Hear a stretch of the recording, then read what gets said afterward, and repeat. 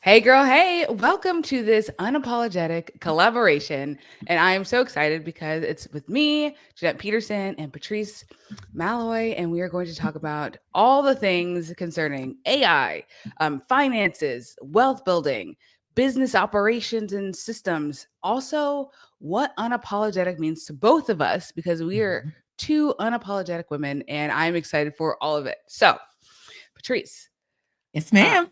say a little bit about you, and I'll say a little bit about me.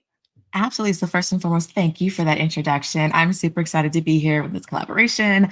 You are such a powerhouse. I'm so glad we got to connect and I got to learn a little bit more about you. But I am Patrice Malloy. If you have not met me before, I am the Affluent CFO, aka the Wealth Care Concierge. And I'm also somewhat of an AI alchemist. A little bit about me, my background is fintech. Before fintech was a word. So, it is finance, it is technology, it is automatic robotic process automation. It is AI. It is machine learning. It is augmented reality. It's all the things that you kind of see in the finance field now. And it started like many, many years ago. So that's what I do.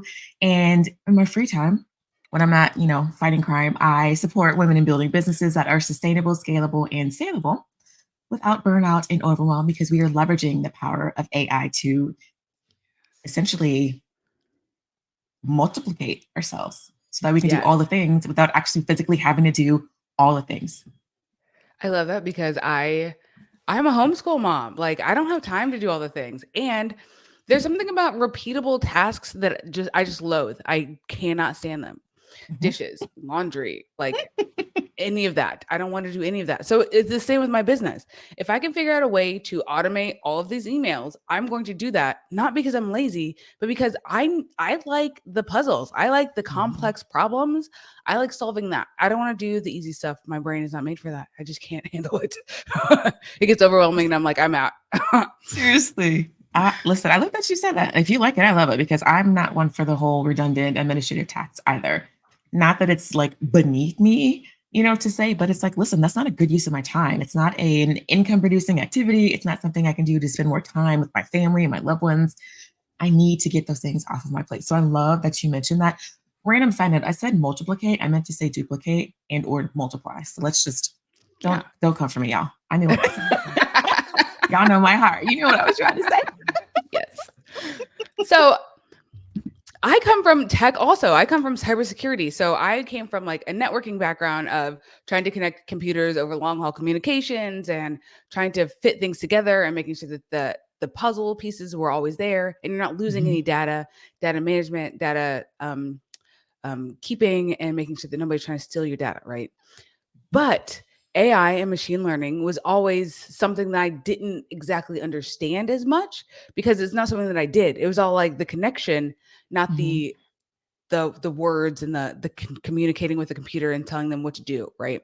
My dad is a programmer by trade, so I understand some of it, but I want to leverage AI more. But I also don't want to leverage AI so much that you feel like you're talking to a machine when you're talking to me. Mhm. You feel like you're talking to a person because I want you to talk to a person, but I want AI to do everything else.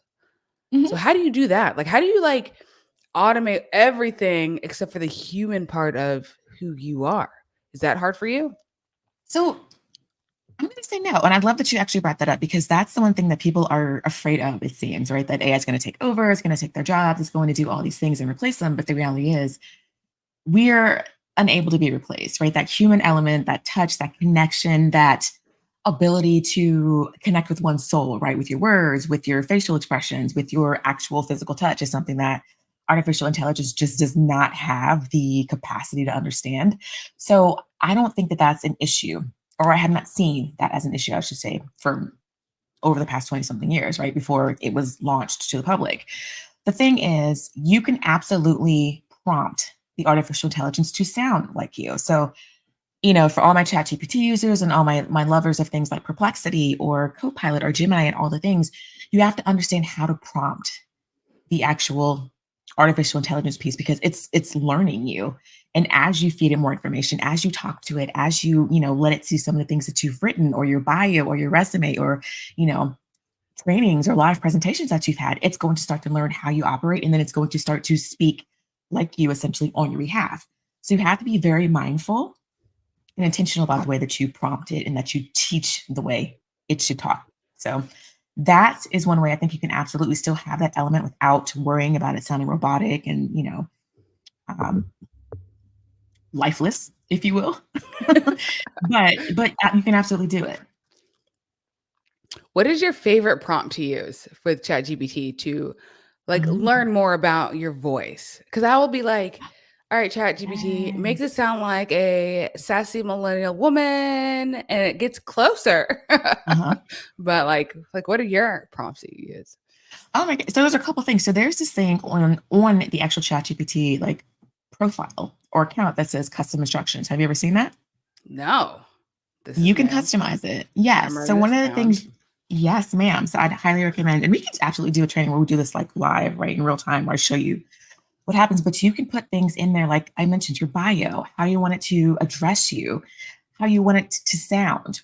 But you have to do a step first, right? So Wait, hold essentially on. what you do, So I can tell it to say, yes, queen. Refer to me as absolutely. queen. And oh, yes. You can. You can prompt it that way. Yay. Yes, you can. But you have to do Okay. something first. So my favorite prompt is, and this is how I was understanding how to really like have it help sound like me and be able to speak on my behalf. It's essentially saying, hey Chad, act as if I am a ghostwriter. Give it a Ooh. piece of writing that you've created or a presentation that you've done, like the transcript, and say, help me identify my tone, my mood, my vibe, my personality, my voice, and how I teach, and it'll give you that information, and you'll keep asking it. If it sounds like you can, it's great. But if you need some more information, say, well, help me dig a little bit deeper. I believe, right, that I sound like a millennial woman who's X, Y, and Z. So you can say that to it and say, rewrite it in a way that fits this description. So you really kind of, like I said, teach it, train it, play with it. And then once you get that, that's what you're going to put in your custom instructions. It'll say, Ooh. this is my tone, this is my vibe, this is how I want all of my content to sound. So you So don't have to keep putting. you're asking it to tell you all the Mhm. things to put in itself. I love Absolutely. that. This is what I want you to do, and then I want you to use the information you just gave me to do the thing that I'm telling you to do. Mhm. Yes.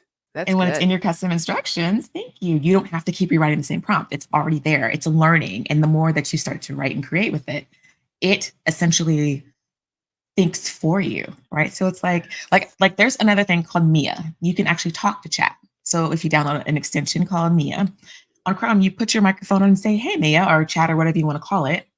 Um, you know, I just want to talk to you today. You really are like having a conversation with it and it's learning about you. And so as you're having these conversations, it's storing that in its memory. And as you're writing and as you're creating other content, it injects that information into it. It literally is evolving. I love this. I love this. I used to work for a company called Booz Allen, and Hmm.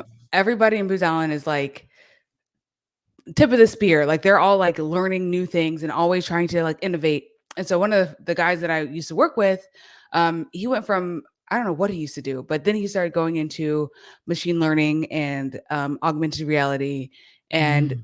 like really deep into AI. And he was showing me how he was creating this code to create like a cartoon. Basically, he would take images from let's say The Simpsons or Bob's Burgers or something, and he would tell it Yes. like, "Now I want you to create the next 2 seconds of the video."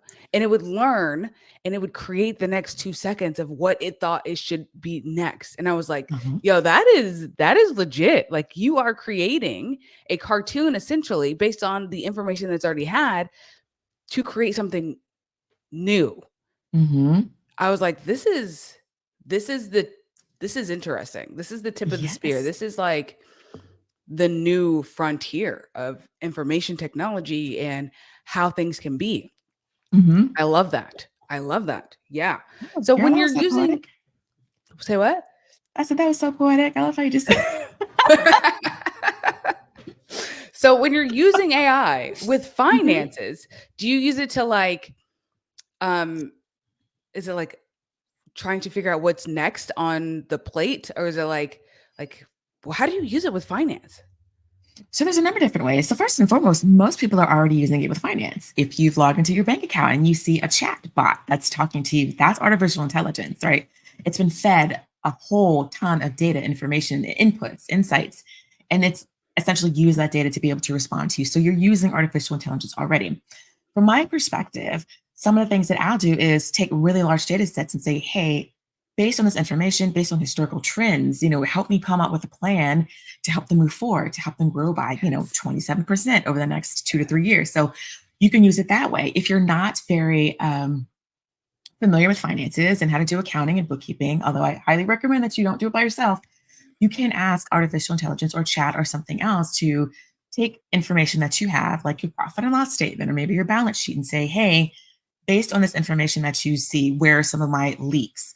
Where are areas where I'm spending too much money? Where are areas where maybe I can have opportunities to change my pricing so that I'm able to hit my profit margin? So you can use it in a number of different ways. Obviously, analytical, research based, to maybe find your competitors and figure out what they're doing as far as pricing. You can use it to create graphics, create presentations, all kinds of things. So, like I said, like when you think of artificial intelligence, it is a whole, like you said, it's a whole new frontier. It's a world of like opportunity. And if people are not using it, they're going to be left behind. And I would hate for that to happen. Like, get on the bus early. Like, early adopters are usually the ones that win. So, amen to I'm that. just saying. Just saying. So I know that you are a Profit First certified consultant, and I love Profit First. So let's say I'm like, okay, I don't know what all my tabs are supposed to be. I can just be like, hey, ChatGPT, this is my current income. What are my tabs? Will it understand that? Or do I need like to tell it, hey, this is what Profit First is? Or do I tell it, read this book? How would I do that? Or just So a like, couple hey, things. Patrice, I need your help. All those things, right? So you can actually feed it the Profit First book and say, based on this, give me key summary points, pull out the most important pieces. Based on this book that I've just uploaded, right, in PDF format, what are the target allocation profit or percentages, that I should be using based on my annual revenue? So you can do that too. If you already have that information, then you can say, is this right? Like, say I'm at the 100,250K and my profit's supposed to be 10% or 15%, and my operating expenses are supposed to be like 35%, right? You like ask it if you are in the correct place, essentially. And if you're not, how do I adjust to make sure that I am in the right tabs, right? Or caps. So it's all of those things. So there are different ways to go about it. I love that. I love that. So when you come on with a client and you're like, hey, I'm going to start with your bookkeeping and then we're going to go into a fractional CFO type work so I can tell you what you need to do with your money. Do you start with Profit First? Is that like your go-to, or do you like try and do different, techniques? So it's a couple different things. So I always start with a diagnostic of their QuickBooks account. Yes. So I need to understand what's happening historically. I need to understand what's happening now. Where do we identify areas of, like you said, hemorrhaging? Maybe you're spending too much. Maybe you have duplicative, applications or softwares or something else, and you're wasting a ton of money that you don't even know because we're so used to putting things on like auto debit or, our credit card. So it's like you're not even paying attention at the end of the month of what you're spending your money on. So that's something that a lot of people are like, where did all my money go? Like, I saw it come in, but where is it? Right. So that's why I start with the diagnostic. I understand what's going on in the background with your financials, make sure that things are categorized appropriately, because a lot of times people that may not be familiar with the accounting space are not categorizing things properly. They're not actually reconciling their accounts. They think that just if I click match or transfer, like that's it, but that's only part of the process. So I find that a lot. I'm like, oh no, boo boo, like we only did half the project. Like it's just like it's only half the battle. So like we got to do the rest of it, and then we can start to understand what we need to do.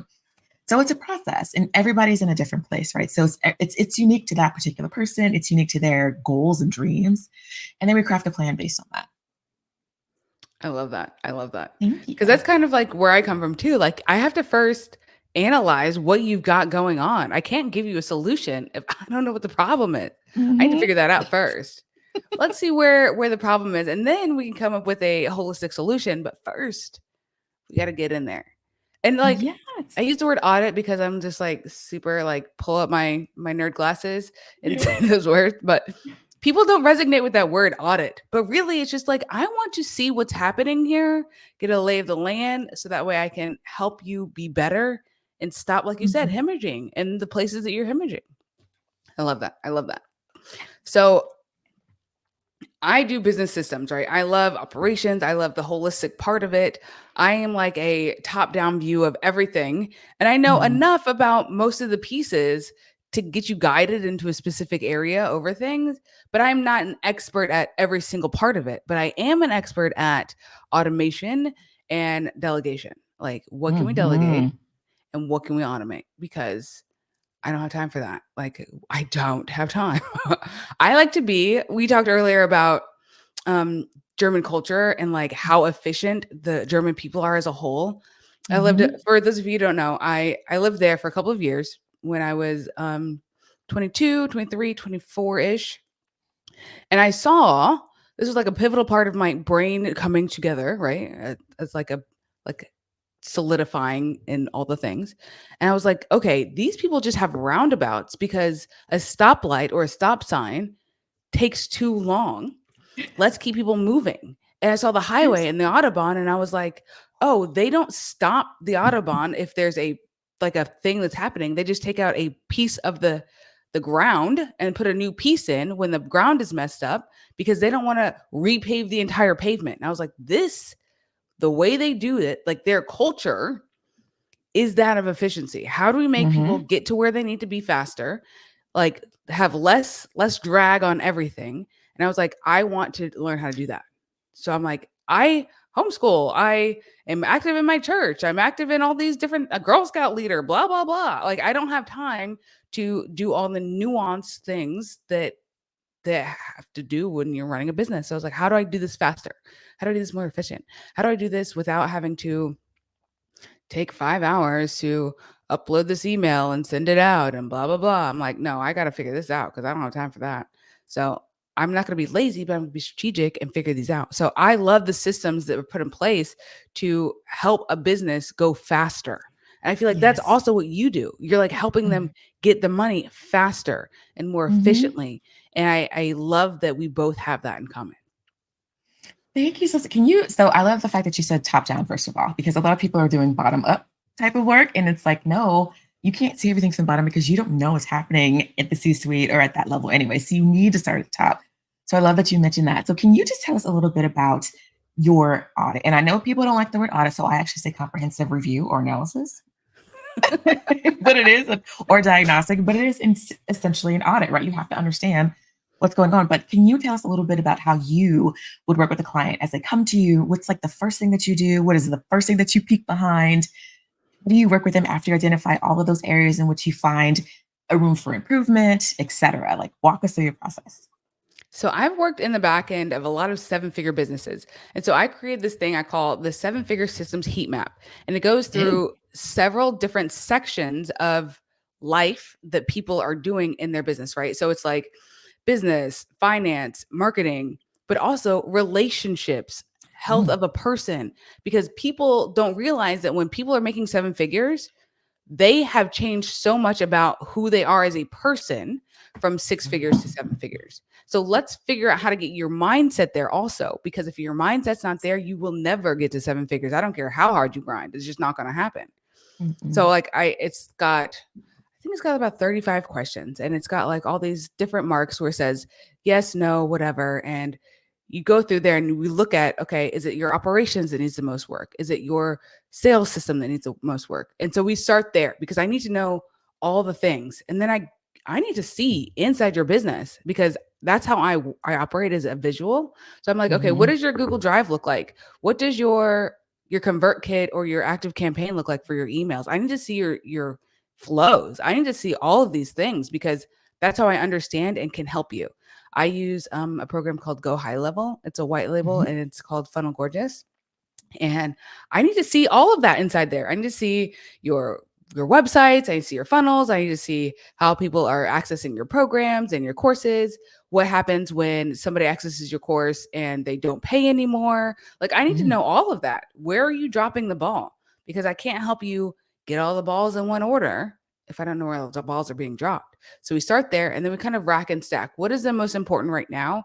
What is causing the most turmoil for you internally? Because sometimes it's my sales is I only have like 3 that are bad, but I feel like that's what's harming me the most. And so I'll go with what Mhm. they say.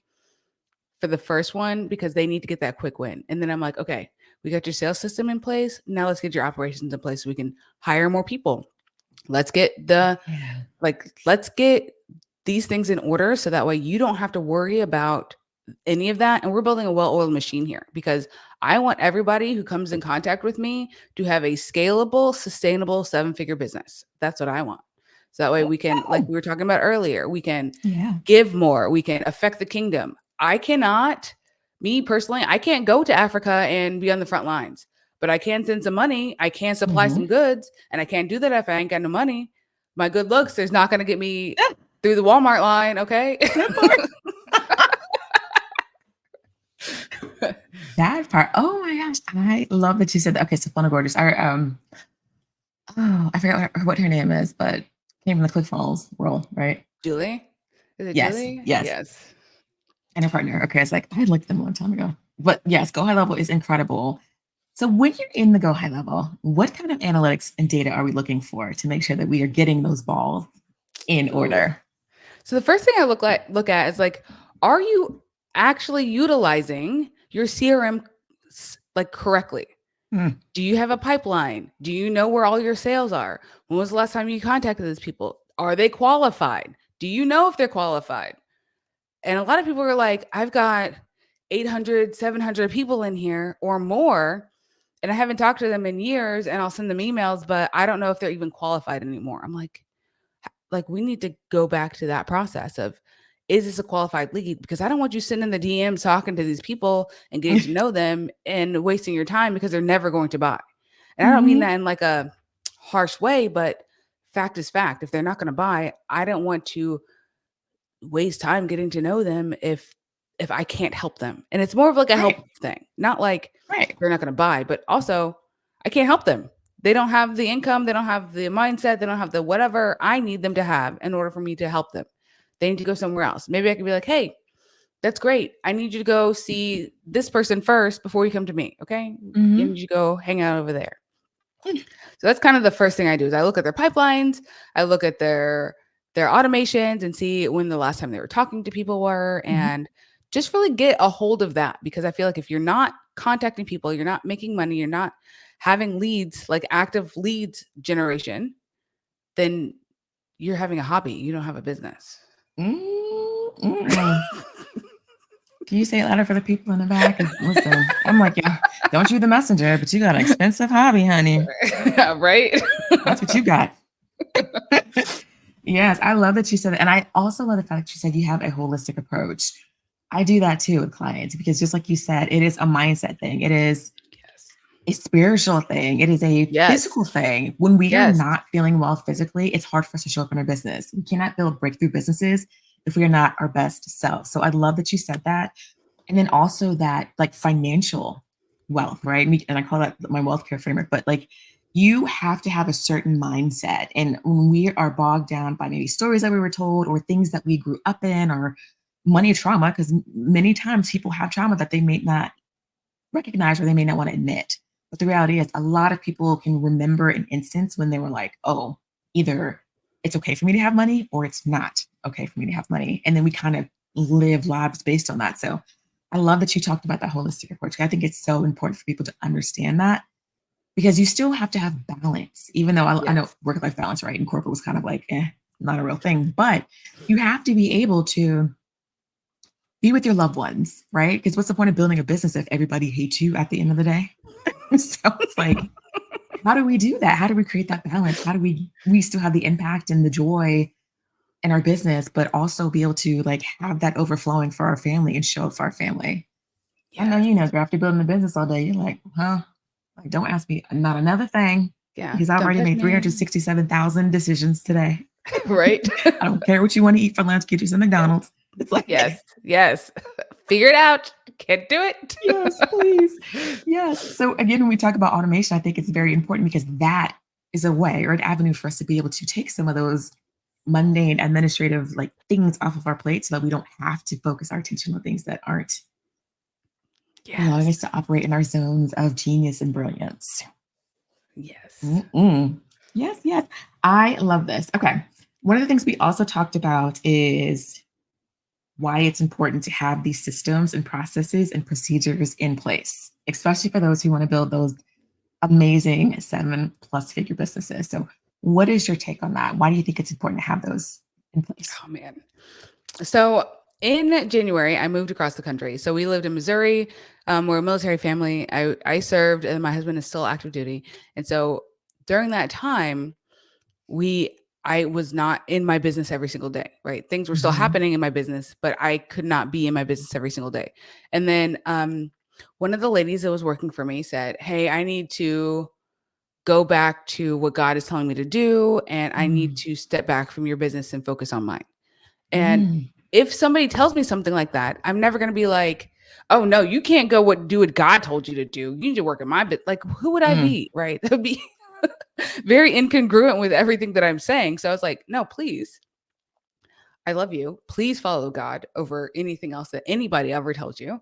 So go do that." And then I felt God telling me to move past the person that was helping me, who had been helping me the longest. He said, "I need you to ask her if she's all in, and if she's not all in, I need you to let her go." And I was like, Mm. "God, she's the only one that's like in it with me." I Mhm. was like, Mm. "Okay, so I'm gonna do that." So I did, and she said she could not be all in with me, so I had to let her Oh. go. And I was like, "Okay, God, now what?" He was like, Mm. "Build the system, girl. Build the systems. Like, do the things. Mm. Like, you got this. You can do this until you wait for me to find the right people for you." And I said, "Okay, God." And this is like Ooh. being surrendered to God and like asking him what's next and like not using my own power. Cause girl, I am good, right? But I am not God. Yeah. Ooh. Yes. Ooh, So ooh, I was ooh, I like, can okay, God. I Ugh. got the goosies.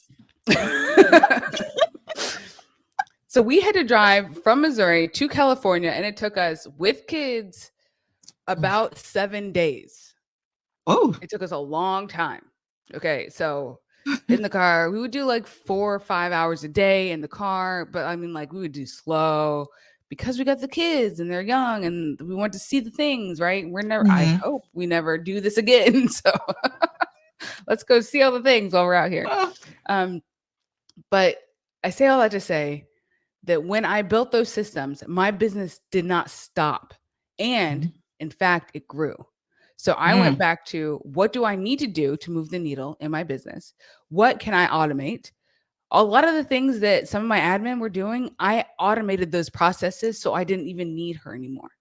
And I was like, I loved the lady, right? I loved her, and she'd been with me the longest. So I was like making things for her to do so I could pay her, but really they could have been Yeah. automated. I really didn't Mhm. actually need her. I just loved her and wanted to pay her.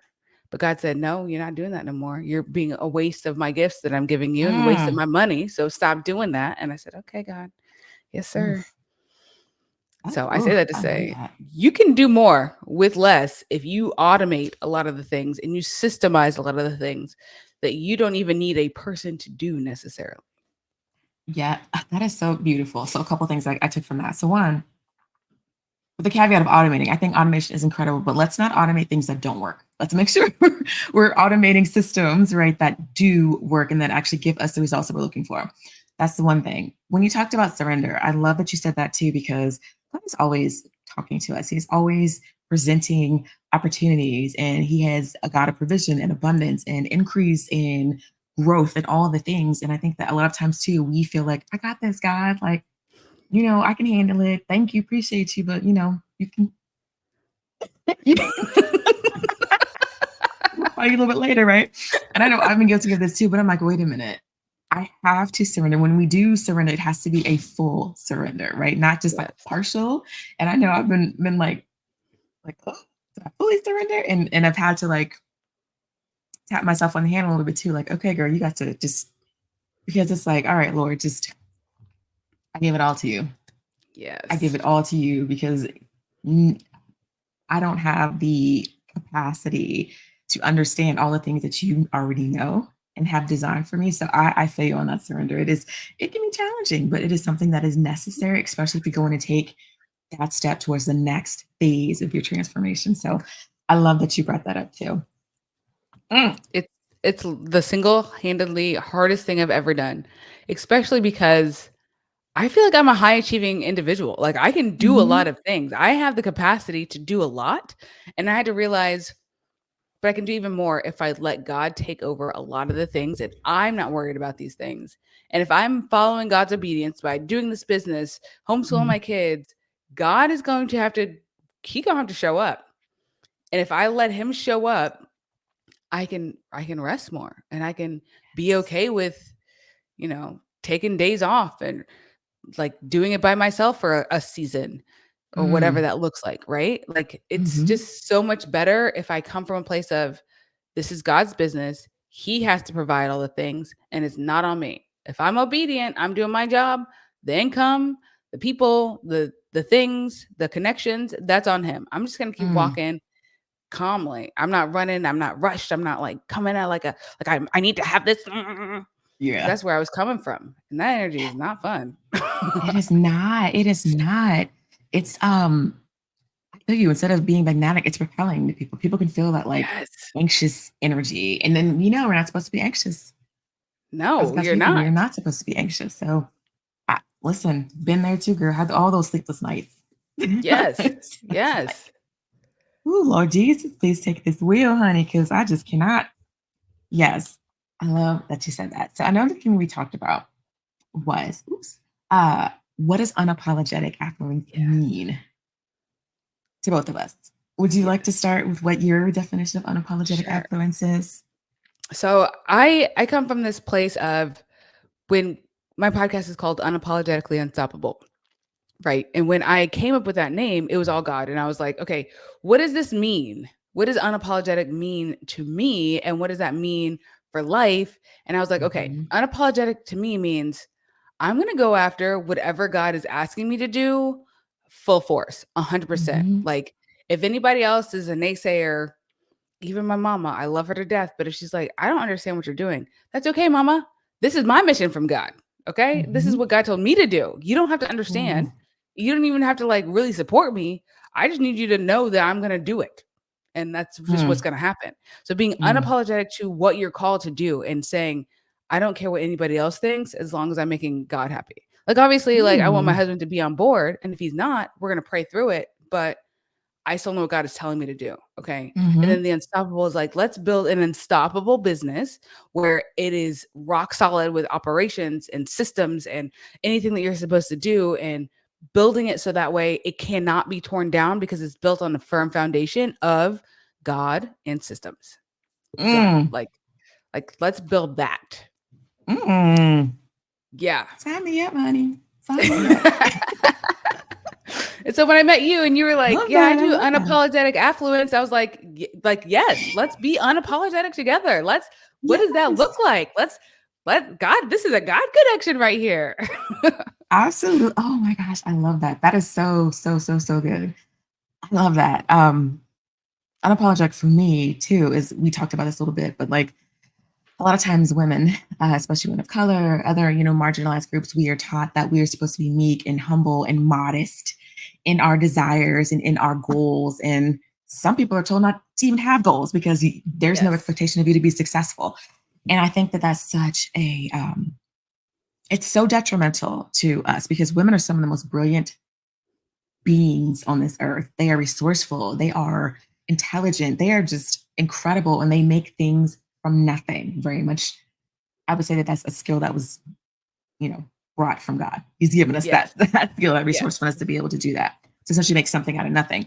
And I think that we had to turn that on its head. I don't want to be broke. I don't want to be meek and humbled and modest and be struggling to pay my bills.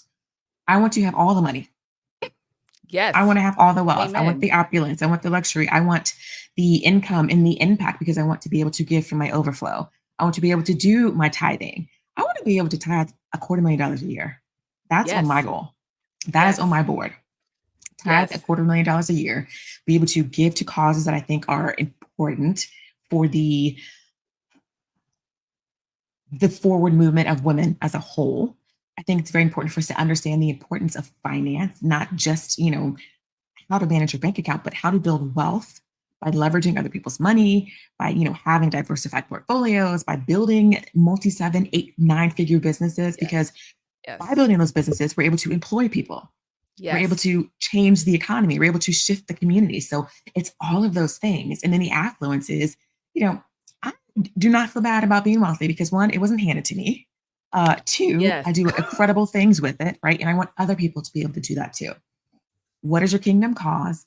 Are you fulfilling it? When you have money, you have the opportunity to do those things. So that's what it was for me.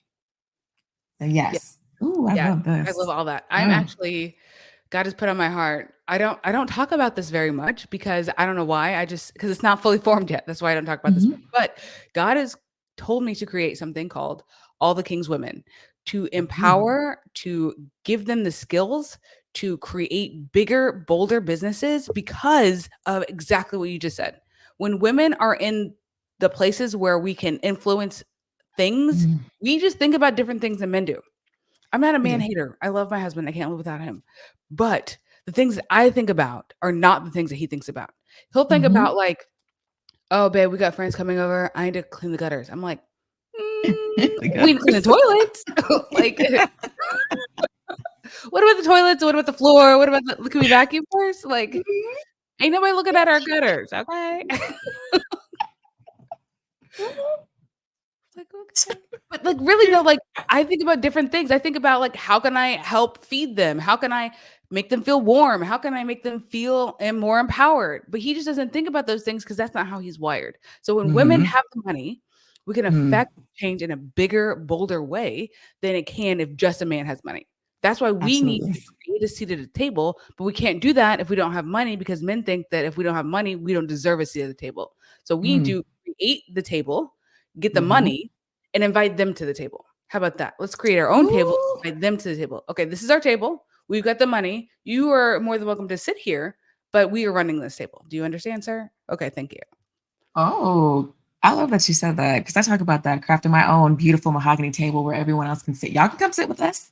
Yes, you Yes, can. because I'm like, I want such a funky steel table anyway. Y'all know.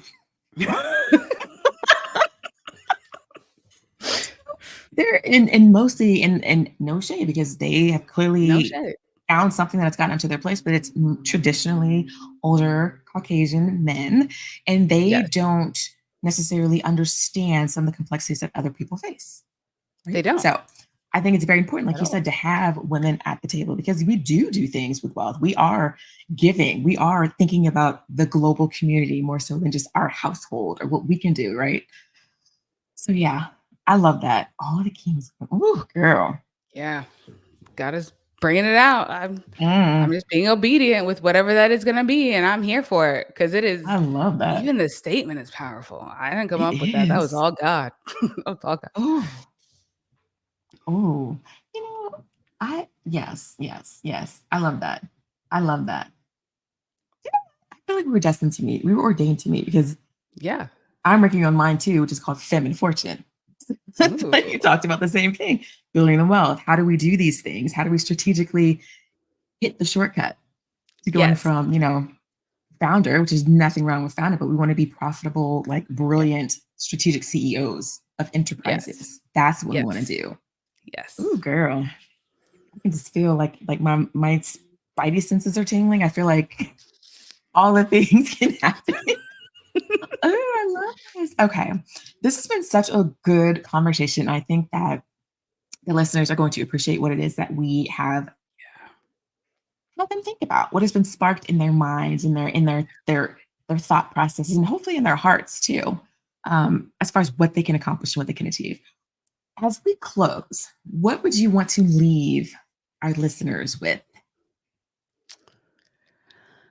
So, first, I want to tell them that you are not alone. If you have a big, bold dream in your heart, it was not placed there by accident. There's a reason that God gave you that idea because he thinks you can do it and go for it. Just go for it. Walk the next step. I'm not asking you to build the entire thing. I'm just saying be obedient with the next step, whatever that looks like, and he'll give you the next step. He'll give you the thing, Mm, whatever that is. So just go with the bold, unapologetic, go with it boldly, unapologetically, and keep walking with whatever God has given you because it's not a mistake. and you're not alone. There are Ooh. other women out there who are doing the same thing, who are building big, bold, unapologetic businesses because they know that they can. Keep going. Find us. Mm, We're here. mm. That's so beautiful. Dang, taking out my stuff, girl. What about you? Get out of What my would you head. leave? Get out of my head, Jeanette. So I was going to say something very much similar. So it's like now is the time to really step into your own power and desires, put yourself in the forefront, and go for what it is that you know is going to take you to the next level. God put that in your heart because it is something that you should be moving towards, not moving away from, right? God is not filled with fear. If it's something that He's placed there, it's because He wants you to walk in that divine purpose. And there's going to be something incredible on the other side that you couldn't have even imagined or fathomed. So I would definitely say that. So follow God in these decisions and in these times because things have already changed, quite honestly. We've seen, the economy, we've seen sales cycles increase exponentially. We've seen craziness happen with just violence and all the craziness that we see on the news. It's time for Yeah. us to really move into a space where we're doing something that's going to take our country, our communities, our families to the next level, where we're going to be thriving instead of being in a space or a place of where it's very um, what's the word I'm looking for? Scarcity Yeah. focused, right? We Yeah. want to focus on abundance as opposed to scarcity. And the other thing I would say is just like Jeanette said, find us. And because we're talking about this, Jeanette, you have something that's coming up very soon that I think would be Yes, I do. very much beneficial for the ladies, right? To know Yeah. So about. So it what is is it that you've got called coming up? it's called the lead generation blueprint, and it takes you step by step through what do I have in my pipeline? How do I qualify these leads? Are these leads qualified? Who should I be talking to? How do I get more money in the door faster because I'm talking to the Mhm, right people? And it goes step by step on exactly how to do that. How to tag your systems, how to segmentation with your email list and all of the mhm. things. And it's coming up. It's a 9-day series and it comes starts September 23rd. And I'm so excited. So if you want to go to JeanettePeterson.com/systems workshop. And I'll leave that in the show notes. And just come. Just come and be filled by the information, by doing the thing, because information is abundant, but action has not been. So let's get into action and do these Mm. things to get your business to the next step. Oh, I love that. Ladies, y'all need to stop playing around and get up on this, get registered so that you can take your business to the next level, so that you get those systems in place so that we're not doing all the things by yourself. But All you right. too, Patrice. What else do you have going on? I do. So I have what's called the Blueprint Live Experience Reloaded coming up September 30th through October 8th. We're going to walk you through how to build a holistic business that's sustainable, scalable, saleable, and allow you to get back to putting your needs, desires, wants, goals, achievements, dreams in the forefront by focusing on your wealth care. So yes, Yes. I'm also going to put mine in the show notes because my link's a little bit longer, but it's unapologeticaffluence.com slash, I believe it's Blueprint Live experience, but don't quote me. It's going to be in there because we like to do things that are verified. But yes, I'd love to see you ladies there as well. I think these two events are going to be so impactful, and I think they're going to actually they're interactive, right? They Yeah. are giving people quick wins so that they can actually see the shift in their business over a short period of time. And it's community focused, right? So you're like you mentioned, you're not alone. You're able to connect with other women in the space who are looking to do what you're doing. And who doesn't love to be around a good girl, like a group of girlfriends that are Yes. successful? Right? Yeah. The So vacation ladies. Let's yes. go on vacation. Let's do the things. Let's build Oh, our businesses. Yes, all of those. oh yeah. Let's I make love this money, vacation. girl. Let's do it. Mhm. Yes, yes, yes. So that's what's coming up. I hope you put both of those on your calendars. Jeanette, this has been so good. Thank you for having this time with me. I hope we do it a lot more in the future. Oh, we Is will. there anything else you Let's want to talk say about before we kind of close this out? it. No, just thank you guys for being here. Thank you for listening. This has Yes. been amazing. Yes, yes. All right. Thanks, everyone. We'll see y'all soon. Bye.